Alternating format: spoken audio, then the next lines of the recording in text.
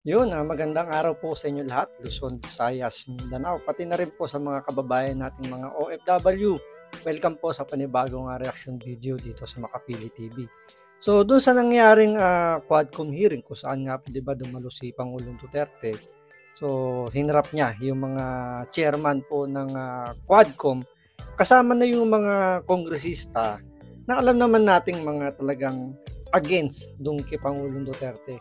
So, siyempre kung panonoorin mo yung nangyaring hearing doon sa Senado tsaka doon sa Quadcom, makikita mo talaga ang ano ba yung pinakapunto nung mga, let's say sabihin natin itong mga human groups, advocates daw.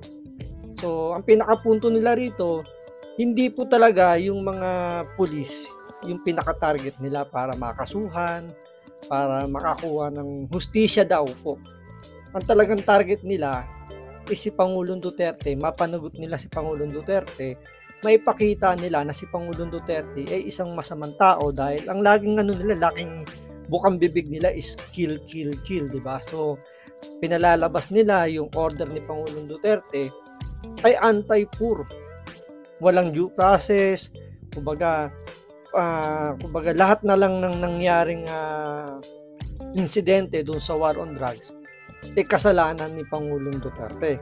So syempre, kung ang tatanungin naman natin yung kabilang side po, dahil doon sa side nga 'di ba ng mga human rights group, kuno masamang tao si Pangulong Duterte, especially doon sa mga nag-aabogado. Kaya nga 'di ba inilapit nila yung kaso nila sa ICC. So gusto nilang palabasin na si Pangulong Duterte ay guilty doon sa mga nangyaring insidente ng war on drugs. Pero dito sa side, siyempre, kung side naman ni Pangulong Duterte, yung pakikinggan natin na sa palagay naman natin, talagang mas kapani-paniwala. Dahil na, kumbaga, kung titingnan mo, wala naman talaga direktang magsasabi na si Pangulong Duterte yung tsumugi o nag-order para tsugiin yung mga may involvement doon sa illegal drugs. Pero, yung kasi yung gustong palabasin itong mga human rights advocate na dahil nga inutos si Pangulong Duterte, so meron siyang participation doon sa nangyaring kill na gusto talagang i-emphasize nitong mga human rights group kuno. So hindi naman sa pinagtatanggol natin si Pangulong Duterte, pero ganoon na rin pinagtatanggol nga natin dahil makita naman kasi natin kung ano ba talaga yung kagandahan ng war on drugs ni Pangulong Duterte. So, kung pagbobotohan yan between dun sa may ayaw at sa may gusto yung war on drugs, majority, I'm sure, talagang nagustuhan yung war on drugs si Pangulong Duterte. Pero yun nga, dahil nga magkaiba yung pananaw ng dalawang panig, especially yung abogado po nung mga human rights group kuno na puro propaganda yung pinalalabas, iba rin yung pananaw ng mga sabihin natin nagtatanggol kay Pangulong Duterte. Kaya ngayon, ang gagawin natin, kukuha tayo ng opinion ng isang lawyer na non-political para magkaroon tayo ng balancing pagpananaw tungkol dito sa war on drugs. Especially sa ginagawang hearing ng Quadcom, pati na rin doon sa Senate hearing nung subcommittee ng Blue Ribbon. Kukuha tayo ngayon tayo kukuha ng sabihin natin ng legal opinion ng isang non-political na lawyer. So shout out po rito kay Attorney Neil Abayon. So pahiram lang po ng video nyo kasi po maganda po yung inyong paliwanag tungkol sa mga nangyayaring mga issue doon. Siyempre may mga issue lang tayong tatalakayin na makikita lang po natin o ipapakita rito ni Attorney Neil Abayon na yung mga sablay na na ibinabato kay Pangulong Duterte. So tandaan po ninyo si Pangulong Duterte, hindi lang yan abogado, naging piskal pa. So yun yung advantage ni Pangulong Duterte dito sa mga hindi abogado, dun sa mga abogadong nag-aabogado dun sa yung against do sa war on crime. So, war on drugs, war on crimes. Sa war on drugs. So, makikita natin yung kumbaga, nakita rito ni Attorney Neil Abayon yung galing ni Pangulong Duterte pagdating sa usaping legal. So ito, panoorin po natin itong mga kumbaga yung mga opinion po niya at yung observation niya dito sa mga nangyaring hearing sa Quad Committee. Pero syempre, bago ang lahat, kung hindi ka pa nakasubscribe sa Makapili TV, baka pwede naman pong pakipindot po muna yung subscribe button. At the same time, palike na rin po ng video, wala naman pong bayad dyan. Kaya pindot na. So ito, panoorin po natin yung ilang mga nakita rito ni attorney tungkol dun sa nangyari sa Quadcom. So makikita natin dito na may mga lawyer talaga na magagaling. So kasama na rito si Attorney Neil at hindi rin natin masabi na hindi magagaling yung ibang lawyer dito sa Quadcom. Pero kumbaga siguro parang dalawa lang, 'di ba? Parang ito magagaling din naman siguro 'tong mga 'to dahil din naman sila makakapasa kung hindi sila matatalino.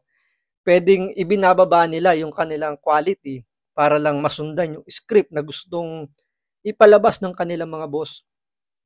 Kailangan nilang sundan yung script to the extent na kailangan nila ibaba yung kanilang level of nila, ng kanyang intelligence para lang masuportahan yung script na gustong mangyari.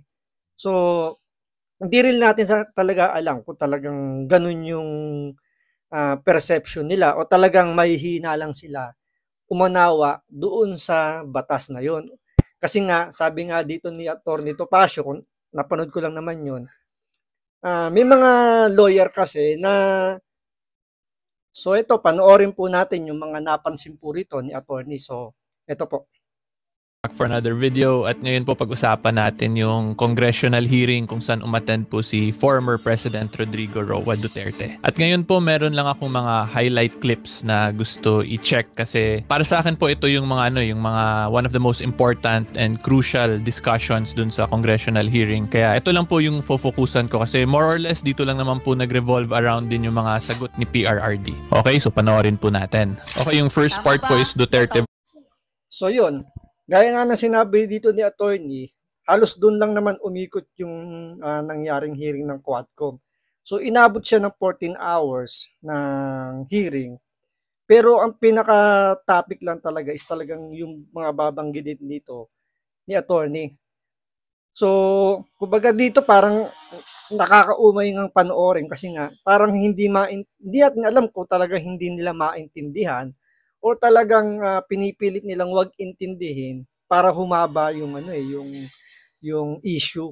Kasi kailangan nilang sundan yung issue para sa kanilang propaganda. Kasi kung talaga ang hanap nito, talagang bigyan ng hustisya o mapanagot si Pangulong Duterte, saan ba kailangan dalhin yung issue na to? 'Di ba? Ang kailangan mong gawin, magsampa ka ng kaso. Dito nga, wala nga na isang pangkaso kay Pangulong Duterte. So, paano uusad o paano makukuha yung sinasabi nilang hustisya doon sa mga kaanak di umano ng mga, sabihin natin, mga nasagasaan ng war on drugs si Pangulong Duterte. So, kumbaga talagang hindi iyon yung main purpose nung hearing ng Quadcom. Kumbaga dito, nagagamit yung Quadcom o talagang ginawa yan sa utos ni Tambaluslos. Kaya kung titingnan nyo yung mga taga-Quadcom, hindi rin naman parang wala rin naman silang interes na masampahan ng kaso si Pangulong Duterte. Ang pinakaano lang nila rito yung makapag-extract lang sila ng mga pwedeng maging ebidensya, mga pwedeng gamitin kay Pangulong Duterte, pero unfortunately, si Pangulong Duterte hindi naman mahinang nilalang. Alam niya kung paano tumatakbo yung hearing, alam niya kung ano yung plano ng mga kongresistang naghahabol kung ano yung pwedeng gamitin sa kanya para madiin. Pero ito, panoorin po natin para mas maintindihan natin kung ano yung sinasabi dito ni attorney. Versus process. Itong Davao model or Davao style, Mr. Chair? I cannot control the semantics. Mr. Chair, yes or no? Davao style. Do not ask me to answer yes or no. You are not an investigator. Mr. Chair, tayo po ay nasa investigasyon sa Yes, but you are not an investigator. Why are you asking me to answer yes or no? Okay, nagkainitan na guys. Yes or no kasi? Explain ko po muna. So, unang-una po, we have to remember in that situation, in this situation po, they are in a legislative inquiry in aid of legislation, hindi po to criminal case investigation. Kaya nga po si President Duterte dito, he was invited as a resource person. And when you are invited as a resource person, yung rason po niyan is that yung mga congressmen or senators, they believe na you as a resource person, you have an expert knowledge, expert opinion on the subject matter being discussed. Kaya kanila in-invite para makuha nila yung expertise mo. Okay? So, ngayon na na-explain ko na yon, kung tingin po ba ninyo pasagutin ng isang resource person ng yes or no, lalabas po ba yung expertise or yung expert opinion ng isang resource person doon? Syempre hindi na po, 'di ba? Kasi conclusion agad eh. When you say yes, that is a conclusion. When you say no, that is a conclusion agad. So, ano pa yung point that you will invite a resource person for his expertise if you just want to come up with conclusions agad? So, yun po. Kung ako tatanungin, dapat po hindi ganun yung line of questioning supposedly in this congressional. So yun, 'di ba? Yun yung madalas na ginagamit ng mga chairman, mga congressman diyan sa Quadcom, yung yes or no, answer only. Kasi napaka-general ng sagot ng yes or no. So pwedeng magamit 'yan laban sa iyo kung depende kung anong sitwasyon yung gagamitin nila. So tulad nun, gustong palabasin ni Brosas na yung Davao Death, yung style nung nangyayari sa Davao, yun daw ba yung ginaya ni Pangulong Duterte nung siya ay nag-assume ng office bilang presidente. Kung titingnan mo, wala namang masama kung gayahin ni Pangulong Duterte yung estilo niya nung siya ay mayor ng Davao. Kasi ano bang nangyari sa Davao nung siya yung naupo bilang mayor? Diba ang ganda ng Davao, pasok siya sa safest city, hindi lang sa Asia pati sa buong mundo. So kumbaga walang masamang dahilan, walang maling dahilan para hindi mo gayahin yung Davao. Pero siyempre, yung sinasabi kasi doon ni Brosas, kumbaga parang ikukunik niya dahil kung sumagot lang ng yes or no si Pangulong Duterte, ikukunik niya dun sa patayan na sinasabi nilang meron doon sa Davao, ikukunik niya dun sa pagiging, yung doon sa war on drugs ni Pangulong Duterte. So, kaya nga napaka-general nung sagot na yun, yung yes or no na yun. Kaya hindi pumayag si Pangulong Duterte na ganun lang yung magiging sagot niya. Kasi kailangan mo talaga i-explain whether yes or no yung sagot mo. Kailangan mo i-elaborate, kailangan mo i-explain kung bakit ganun yung naging sagot mo by saying yes or no. Ngayon, maganda rin yung sinasabi dito ni attorney, yun nga, sabi nga niya, diba, in-invite siya dyan as a resource person. So, pag resource person, ibig sabihin nga, diba, kaya ka kinuha dahil marami kang kaalaman, marami kang pwedeng maibigay na payo na pwedeng gamitin para nga makagawa ng batas. Kaya nga, in aid of legislation yung sinasabi nila rito eh.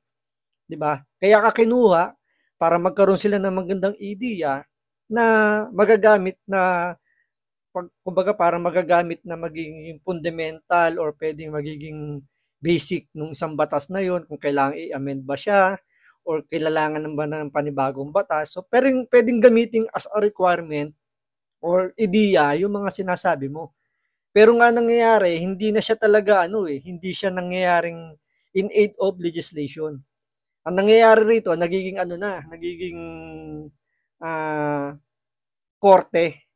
So, nagiging mini court na po siya na sinisentensyahan nila si Pangulong Duterte. 'Di ba? Pinalalabas nila na guilty na si Pangulong Duterte kung sumasagot siya ng yes or no doon sa tanong ni Brosas. Kaya nga pansinin niyo yung mga resource person na kinuha nila before. Pag sumagot pag tinanong nila na yes or no tapos sumagot ng iba, 'di ba, binubulyawan kagad nila na sinungaling ka. 'Di ba? Ganun kagad. Sisinungaling ka, iko-contempt kita. So kaya yung ibang mga resource person ayaw nang pumunta. Kaya nga tinan mo si Harry Roque, hindi na umattend diyan tapos tinatakot na ipapasite in contempt. Yung asawa niya, si Garma, 'di ba? Biglang lumipad ng Amerika dahil nga ayaw na pumunta eh. Dahil nga ginigipit nga siya nitong mga taga Quadcom. Kaya nga dito, talagang maganda yung pakakapaliwanag dito ni Attorney Neil Abayon dahil nga kitang-kita na kahit siya, kitang-kita na yung ginagawa ng Quadcom hindi na in aid of legislation. Pino-prosecute na kaagad si Pangulong Duterte. Ang ano nga lang, hindi sila umubra kay Pangulong Duterte dahil nga alam ni Pangulong Duterte yung batas. Tapos ang itatapat mo hindi naman abogado, si Kay Brosas. Itong si Arlene Brosas na isang aktivistang congresswoman na wala namang alam sa batas. So talagang hindi sila uubra kay Pangulong Duterte.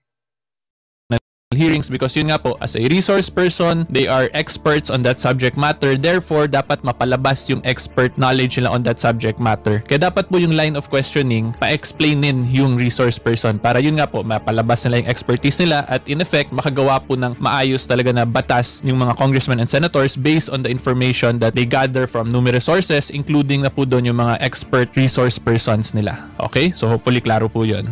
Considering your statement Next, of Duterte taking versus full Luistro naman tayo, legal guys. responsibility both to legal and illegal activities. Can I equate this statement of yours to an extrajudicial confession of guilt? Well, in a sense, yes. Wala na akong magawa eh. Are you saying yes, Mr. President? Yes, because I ordered the campaign against the drug. At kung anong ginawa nila, whether illegal or not, it was ako ang nag-utos. In that sense, I take that responsibility of their actions. Wala akong magawa eh. Commander ako, nag-utos ako, puntahan ninyo yan.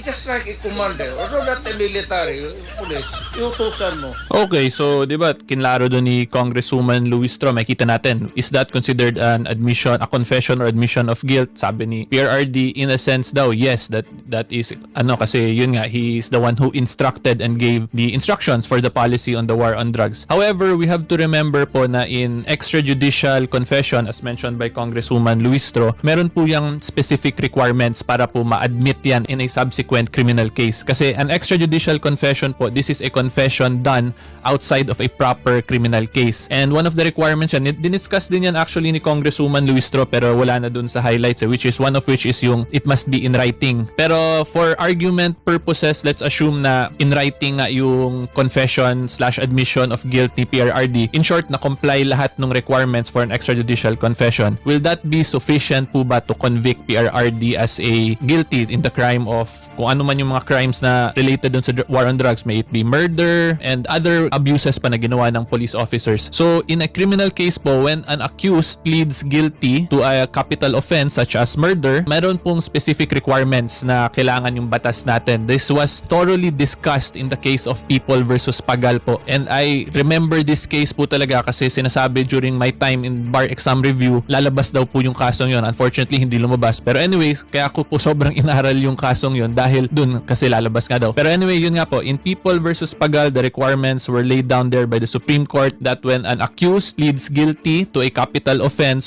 the first step po ng prosecution dyan is to conduct a searching inquiry. Ang searching inquiry po basically is the task or job of the prosecutor to conduct an inquiry as to the voluntariness of the plea of guilty ng isang akusado. So titingnan po kung napilitan ba siya, naintindihan ba talaga niya yung actions niya, yung consequences ng pag-plea niya on guilty. And then after po niyan, nagka-searching inquiry na, 'di ba? Assuming may searching inquiry na. After po niyan, hindi pa rin po yan automatic na mako-convict agad yung accused because the prosecution still has to establish and submit evidence para po ma-establish yung degree of culpability or degree of participation nung akusado in relation to that criminal offense. So ano po ba ibig sabihin nun? Ibig sabihin nun, kailangan ipakita pa rin ng prosecution kung ano yung participation ni PRRD dun sa mga subsequent criminal cases na ifa-file sa kanya. So let's say merong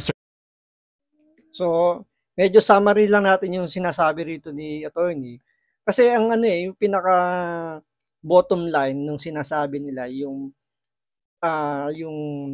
ina-admit daw ni Pangulong Duterte yung full legal responsibility dun sa ginawa ng mga kapulisan niya.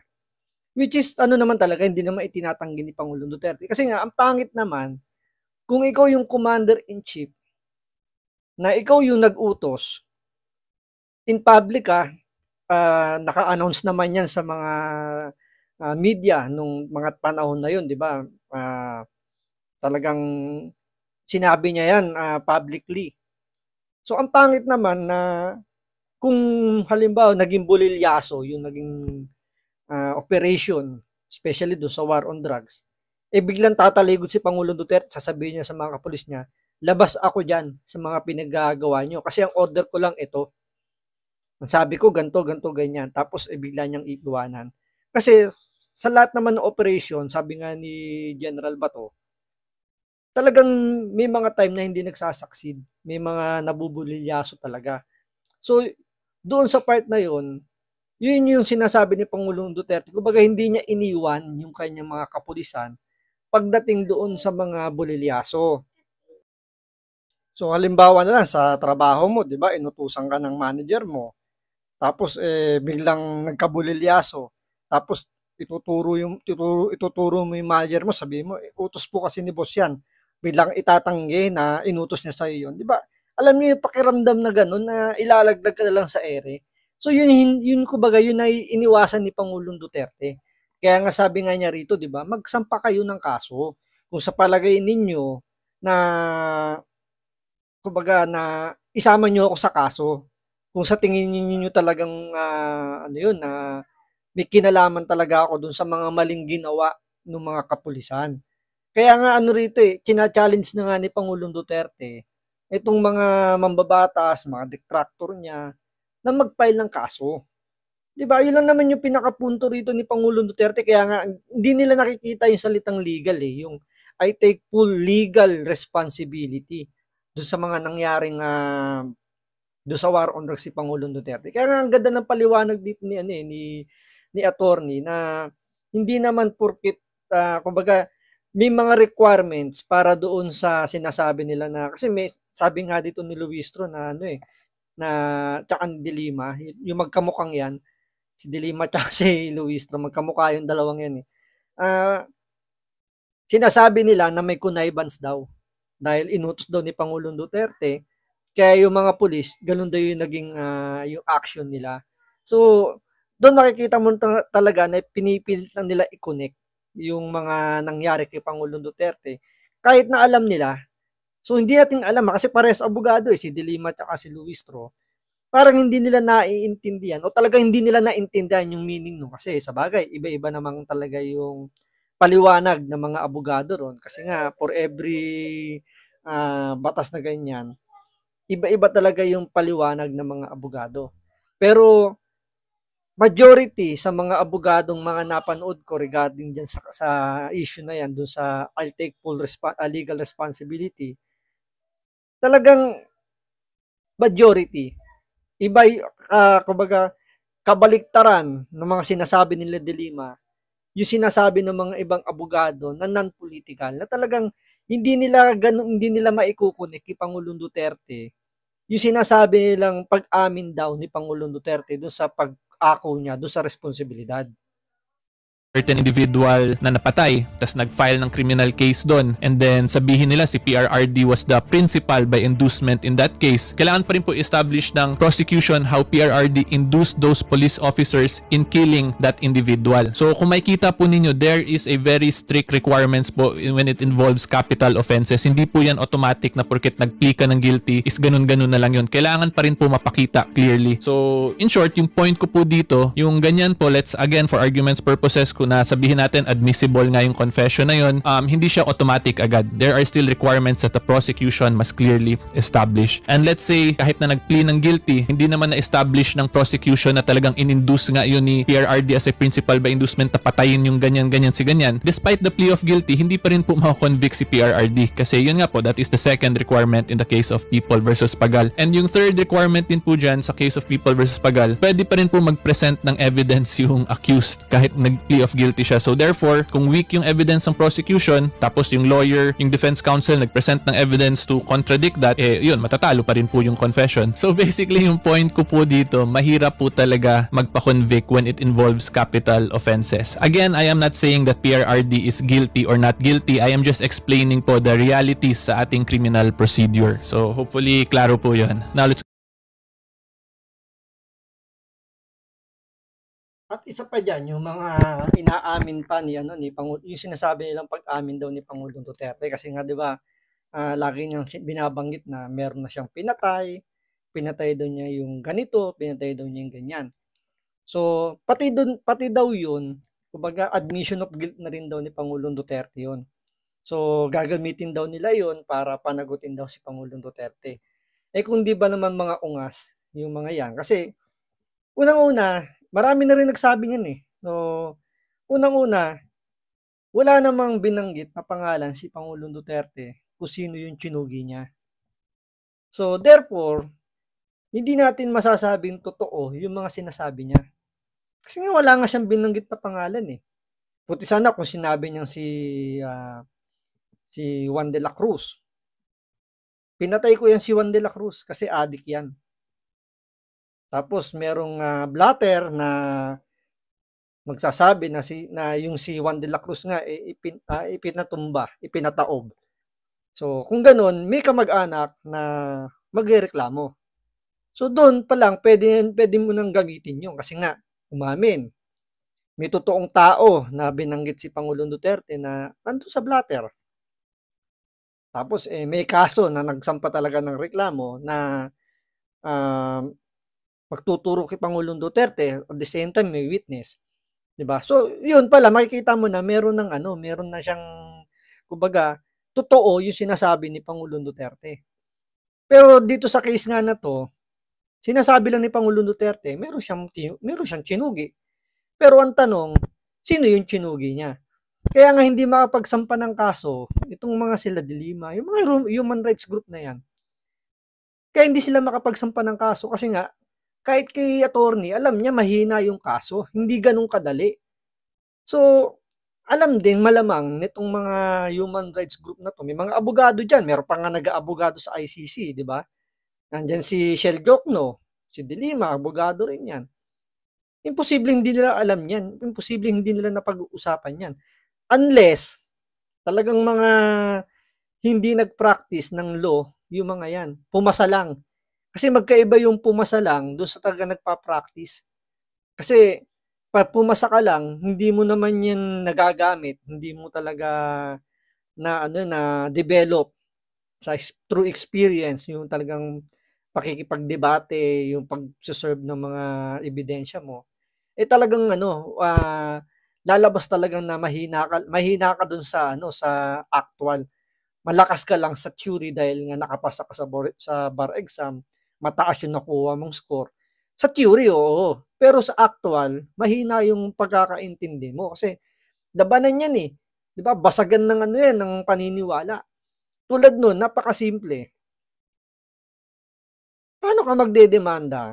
Or paano mo idedemanda yung tao dahil lang base doon sa sinabi niyang meron siyang tinugi? Kaya nga sinasabi rito ni Senator Bato de la Rosa at ni Salvador Panelo, yung mga pronouncement ni Pangulong Duterte, panakot lang yan. Kumbaga tinatanim niya sa utak ng mga kriminal, sa mga drug addict, siguro sa drug addict sama na rin natin, sa mga drug lord, sa mga kriminal, na talagang si Pangulong Duterte, tsutsugin ka niyan. Hindi yan magdadalawang isip na maggalaho kayo sa mundong ibabaw. Kaya nga 'di ba nag-alisan yung mga drug addict, yung mga magugulo diyan sa lugar niya sa Davao. At yan din yung nangyari dito nung siya naupo bilang presidente. Kaya nga mapapansin niyo sa mga lugar natin, 'di ba? Nawala yung mga addict, nawala yung mga pasawa, yung mga kriminal. 'Di ba? Maraming kumbaga yan talagang buhay na patunay yan. Ikaw na nanonood, buhay na patunay ka na during do sa 6 na taon ni Pangulong Duterte, nawala yung mga addict na napakalat-kalat sa mga lugar nyo. Kasi ako, personally, talaga may mga kilala ko, di ba? Na talagang gumagamit, nagbebenta, pasaway. Pero nung panahon ni Pangulong Duterte, talagang umiiyak, nagmamakaawa, na mapasok siya sa rehab kasi nga ayaw niya pang mawala, ayaw niya pang kunin ng liwanag. And thankfully, yun na nga lang, nakapasok siya. Kaya nga nakaligtas siya, yung nga lang sumalangit nawa, dinali naman siya ng sakit. Dahil nga nasobra na siguro ng pagtitake nung ng mga illegal na gamot. So, pero at least ano siya, nadagdagan niya yung buhay niya. Nakapag-rehab siya, kumbaga kahit papaano bago man lang siya kunin ng liwanag. Alam niyo yun na naging ano yung utak niya, naging maaliwalas at yung nga nakasama niya pa yung kanyang pamilya. So nakapag-bonding pa sila. Yung nga lang talagang hindi na kinaya nung katawan niya, gawa nga talagang for so many years talaga na gumagamit siya talagang inabuso niya yung katawan niya. So yun yung naging ano talaga sa kanya. So anyway, balik tayo dito. For as long as talagang walang pangalan na maibibigay kung sino yung chinugi dito ni Pangulong Duterte, walang mangyayari o hindi nila magagamit yung admission of guilt. Hindi nila masasampahan ng kaso, hindi nila mapapakulong si Pangulong Duterte dahil sigurado ibabasura ng korte yung ipapail nilang reklamo dahil wala namang pangalan na nakalagay doon. Wala silang personal knowledge. Wala silang direct contact doon sa pamilya ng taong sinasabing chinugi ni Pangulong Duterte. Kaya nga, napaka-common common sense lang ang gagamitin mo. Kahit di ka naman abogado, basta alam mo lang yung basic nung pinagtatalunan. Talagang medyo malabo. Kaya nga yung iba, 'di ba, halimbawa, ito isa pang example. Lalo na yung pagbagong laya, 'di ba? Kahit na ang kaso lang jaywalking. Paglabas niyan may tato, may sabihin natin na talagang palalabasin niya na ang kaso niya mabigat. Kahit hindi niya sabihin kung ano yung kaso niya, basta sabihin niya, mabigat yung naging kaso ko. So, pwede niyang may magbibiro dyan na ang kaso niya murder. So, huwag kayong bibiro-biro dyan, huwag kayong luloko-loko dyan kasi murder yan. Ang naging kaso niya kaya nakulong yan. So, huwag kang bibiro-biro dyan, baka tuluyan ka yan. So, siyempre ikaw, tatatak sa utak mo yan, dumistansya ka dyan. Sasabihan mo yung kamag-anak mo, kaibigan mo, huwag kayo lumapit sa tao na yan. Murder ang kaso niyan. Pag yan naaning, baka tsugiin ka niyan. So, siyempre, iba yung impression sa'yo. Di ba? Takot yung mga tao sa'yong lumapit. Takot na biruin ka, takot kang kung ano-ano. Pero dun sa mga taong kakilala ka, na alam ko ano yung naging kaso mo, di ba? Alam yung personalidad mo, hindi sila ganun. So, ganun yung nangyayari dito sa mga kriminal. Yun lang yung pinalalabas nila kay Pangulong Duterte. Kaya nga nagiging ano pa yan nagiging, kumbaga yung pinoportrait nila kay Pangulong Duterte is nagiging pabor pa sa kanya. Kasi yun talaga yung gusto niya maging image dun sa mga kriminal.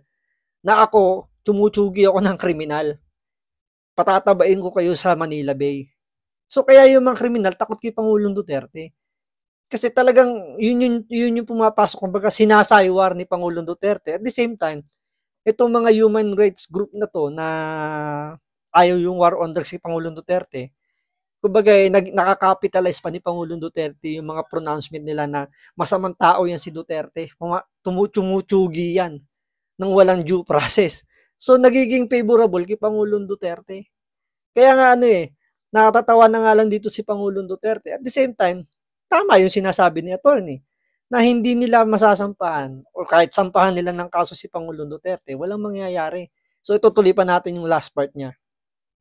Go on to the next. Those that are within the bounds of law and those that are without in relation to the drug war. I'm sure that it within bounds of the law. And I take full responsibility. Huwag ka na maghanap ng iba.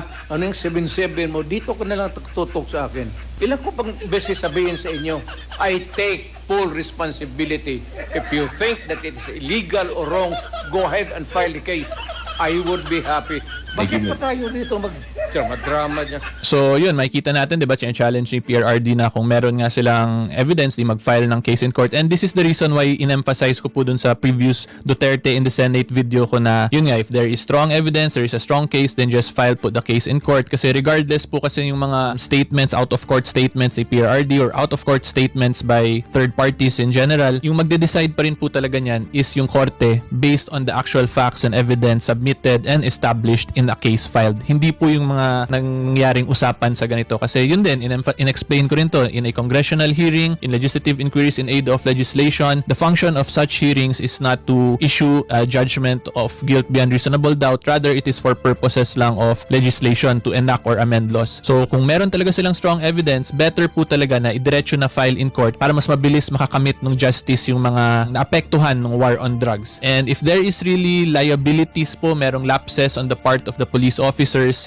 yun, magiging liable naman po sila yun But again, that still has to be established in court. And i-discuss ko na lang din since meron po akong mga nakikitang ibang post saying na admissible yung ganitong statements ni PRRD, admissions in court. So, for argument purposes po, let's not question the admissibility of the evidence. Kung sabihin natin admissible nga siya, hindi ko na kina-question yun, di ba? Ang next question kasi in the rule on evidence is the probative value or the evidentiary value of said evidence. Is it going to be sufficient to convict po ba or kulang po siya for a conviction based on guilt beyond reasonable doubt? So again, ulitin ko lang, medyo kulang po siya sa evidentiary value yung mga ganitong statements si PRRD because yun nga po, there is no clear identification of the victim, there is no clear identification of the criminal case involved. They are again general statements, general admissions. So despite its admissibility na tatanggapin ng korte, hindi pa rin po siya, sa tingin ko, hindi pa rin po siya magiging sapat yung evidentiary value niya para po ma-issuehan or para po magkaroon ng judgment based on guilt beyond reasonable doubt. And explain ko lang din, guilt beyond reasonable doubt means po na yung akusado talaga is guilty without question. Parang kung ikaw po, if you are a common person na titingnan mo yung facts of the case, the evidence presented, talagang masasabi mo na guilty talaga yung akusado. In short, wala pong ibang conclusion kang makukuha kung hindi guilty yung akusado. Okay, so hanggang dyan lang po muna tayo today, guys. So yun po, napakalinaw po na sinabi ni Attorney rito. Korte lang ang pwedeng magsabi kung guilty or not guilty ka. So lahat ng mangyayari dyan sa Quadcom, baliwala. Hindi yan magagamit pagdating sa korte. Kahit pang ipamukha ng Quadcom na si Pangulong Duterte, guilty. Sabihin natin talagang sinasabi nila na yung admission of guilt, 'di ba? Nandun na lahat, sinabi na ganyan. Hindi naman sila yung magsasabi kung guilty or not guilty si Pangulong Duterte. Korte pa rin Kailangan pa rin nilang isampa yung kaso. Kaso, ang problema nga kasi niyan, hindi nila sinasampa yung kaso. Bakit? Yun yung tanong. Bakit hindi sila nagsasampa ng kaso kay Pangulong Duterte? Kasi ganito yan. Kaya hindi sila nagsasampa ng kaso kay Pangulong Duterte kasi pagbabawalan na sila ng korte na pag-usapan yung merito ng kaso kapag yan ipinal na yung kaso. Let's say, sabihin natin, nabigyan ng probable cause, yung kasi yung pinaka-importante yung mabigyan muna ng probable cause. Pwede kasing sa preliminary investigation pa lang, pwede nang i-dismiss yan ng piskal kung hindi makikitaan ng piskal ng probable cause na magsasabing may posibilidad nga na totoo yung mga inaakusa kay Pangulo Duterte. Pwedeng sabihin ng piskal, may probable cause. May 80% ng katotohanan yung mga inirereklamo. So, iakit na yan sa korte. So, pag gano'n nangyari, hindi na pwedeng talakayin yung hearing o hindi na pwedeng pag-usapan yung merito ng kaso or hindi na pwedeng pag-usapan kung ano man yung nakasampang kaso. So, halimbawa, yung hihiring nila kahit iba pero yung topic papunta doon sa ikinaso na ipinal na kaso ng Pangulong Duterte, hindi pwede. Kasi masasampahan, isasubjudice sila ng korte. So, pwede silang makulong, alam ko. Pagbabawalan silang pag-usapan yan, so, tapos na yung Quadcom hearing tungkol kay Pangulong Duterte. Ngayon, bakit hindi sila nagpapail ng kaso? Siyempre, para pag-usapan ng pag-usapan yan. Kaya nga sinasabi nila rito, talagang may halong politika itong ginagawa nilang hearing patungkol sa mga Duterte. Kasi nga, 2028, 3 taon, kailangan nilang siraan yung mga Duterte hanggang 2028. Kasi nga, ang pinakamalakas pa rin kandidato sa pagka-presidente sa 2028, di naman natin may aalis yun si BP Sara. Kahit sino pa yung itapat mo dyan, although didikit, may mga didikit sigurong mga ibang pangalan, diba? Medyo didikit, pero Sa ngayon, dahil nga wala pa namang nagde-declare, dahil malayo pa talaga eh. Pero ang pinakamalapit lang kasi na pwede talagang sabihin natin kakandidato, siyempre, Vice President, ang susunod niya, Presidente. Di ba? Matik yun. Yung ibang mga senador, yung ibang mga dating politiko na pwede naman tumakbo, medyo kumbaga napaka-aga para mag-declare sila. Pwedeng maumay kaagad yung tao. Doon pala makikita mo na wala na silang aasahan pagdating ng 2028. Kaya yun yung reason na ayaw nila magsampa ng kaso kasi nga kailangan nilang siraan muna yung mga Duterte hanggang 2028. Di ba? Yun yung main purpose. Ay problema nga, sinasabi ni BP Sara na ayaw pa niya, kumbaga hindi pa siya, undecided pa rin siya. Kaya ang mangyayari dito talagang puro investigasyon lang to para lang masiraan yung mga Duterte. Tapos makakuha sila ng mga statement na pwedeng gamitin nila sa ICC. Yan lang naman yung purpose niyan eh. Kaya nga isipin mo, bakit yung mga kaso na kung meron man nakasampa sa mga pulis, hindi nila pinag-uusapan. 'Di ba? Sinama diyan yung mga kaanak di umano, 'di ba? Pinagsalita. Pero hindi nila tinanong ano po ba nangyari sa kaso ng mahal niyo sa buhay. Kasi hindi pwede kasi nakasampa na yung kaso eh. Mapapagalitan sila ng korte. Diba? Hindi nyo ba napansin yun? Diba? Ang daming, kumbaga ilan ng hearing na dumaan, pero hindi nila pinag-uusapan kasi nga, bawal na. Itong kay Pangulong Duterte, walang nakasampang kaso. Kaya nga lakas ng loob ni Pangulong Duterte na magsampa kayo ng kaso. Kasi pag nagsampa sila ng kaso, at yan ay nabigyan ng probable cause, dalawa lang eh, doon pa lang sa preliminary, pwede na ma-dismiss. So, once na ma-dismiss yan, baliwala na yung mga sasabihin nila. Diba? Pwede na sabihin, dismiss na yan, hindi na kailangan pag-usapan yan, hindi ko na kailangan pumunta dyan kasi dinismiss na yan eh, ng korte. Ngayon, kung mabigyan naman ng probable cause, tatakbo sa korte, hindi na rin nila pwede pag-usapan yan kasi nasa korte na didinggin na yan kasi criminal case yan, dapat nga criminal case yan kasi may namatay, di ba? Criminal case yan, dapat yan hindi yan pinag-uusapan ng Kongreso eh. Ang may jurisdiction talaga kung tutusin yan, dapat korte para mapanagot yung mga dapat managot. Sa case na to, sino yung pananagutin nila? Si Pangulong Duterte. Hindi naman niya sinabing sa mga statement niya, wala naman siyang sinabing na tsugiin mo si ganito, tsugiin mo si ganyan. Nasabi niya, war on drugs, sulihin niyo yung mga kriminal, pag lumaban, alam niyo na. 'Di ba? So yan po yung reason talaga kung bakit talaga wala silang plano na magsampa ng kaso. Ginagamit lang nitong mga human rights group kuno na to yung issue para sa propaganda nila, para makilala sila kasi nga meron silang political ambition. Isipin nyo yung Attorney Conti na parang lumalabas ng parang spokesperson na nga rin to ng ICC. Tumatakbo pala tong party list representative. So nakita nyo yung yung purpose niya.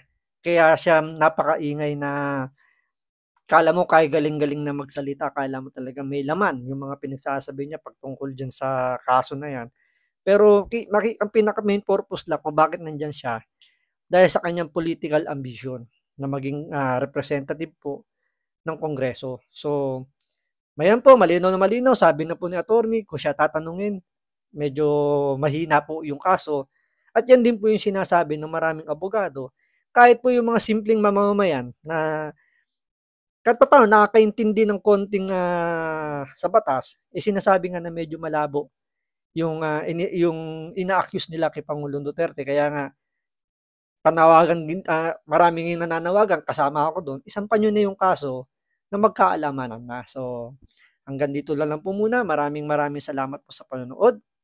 Ingat po kayo lagi. God bless.